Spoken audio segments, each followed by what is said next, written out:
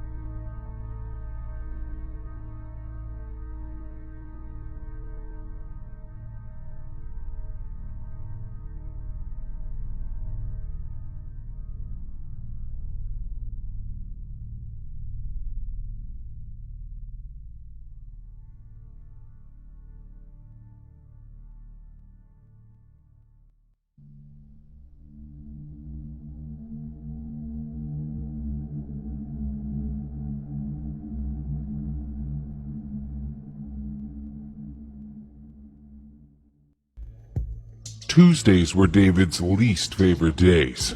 At least on Mondays he could find himself in a mindset to work, but Tuesdays were a real block in the week for him. Of course, all the days began seeming the same when he began working for Rippy's truck company. David always had a knack for driving. When he was 16, he drove as a pizza delivery man. When he turned 18, he started taking his friends out on camping trips to the woods. David had grown up with a real man's man of a dad, so naturally he was taught how to hunt from a young age. Ergo, when he was 25 years old and working at a desk job, he'd take the opportunity every weekend to go hunting. The wilderness was really his second home. He'd always thought landscapes were beautifully mysterious, hiding dozens of creatures in plain sight.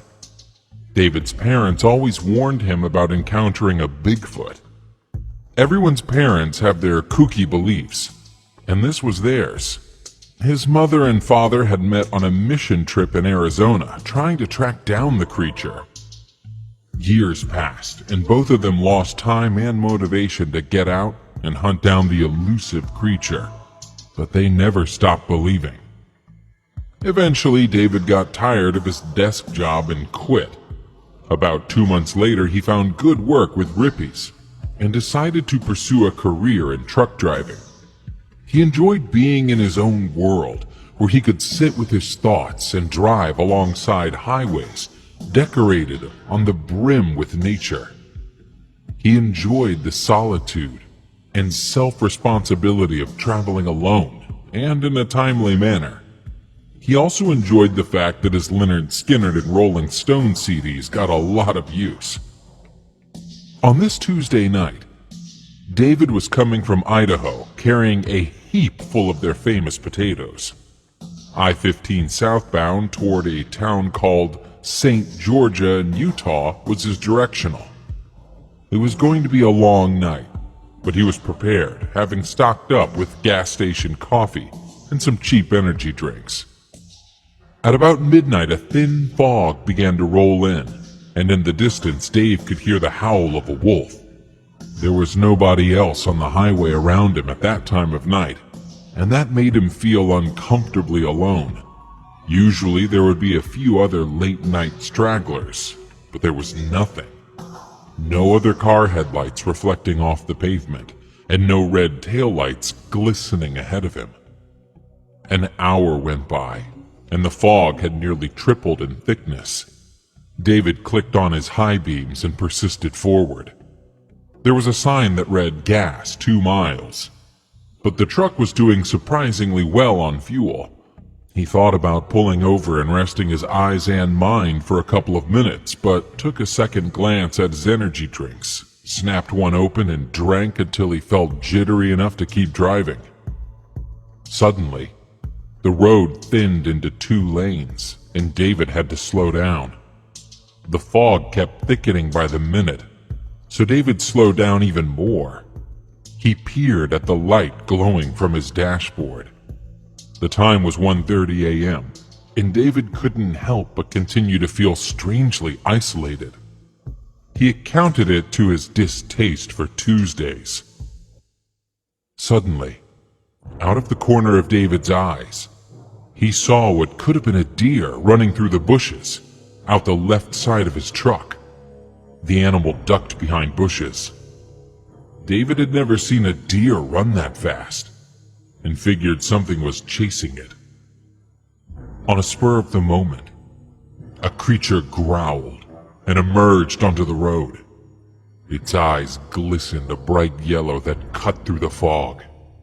It stood 8 feet high and towered over the hood of the truck that was barreling straight towards it. David grabbed his wheel and jerked it to the right, swerving out of the way just in time. As he passed the colossus, it roared at him, making the truck window vibrate. David was headed straight for a guardrail and jerked the wheel again, this time left. He managed to successfully evade any damage to the vehicle and pulled over to the side. He looked in his rear view to see where the creature was, but when he tried to find it, David saw nothing but pavement and a calm sky. He got back in his car and let out a gasp of air, beginning to hyperventilate. He took out his cell phone and dialed his parents. His mother answered the phone, and she sounded groggy and unrested, which was understandable for that time in the night. "David, what's the matter? This better be good," his mother said impatiently.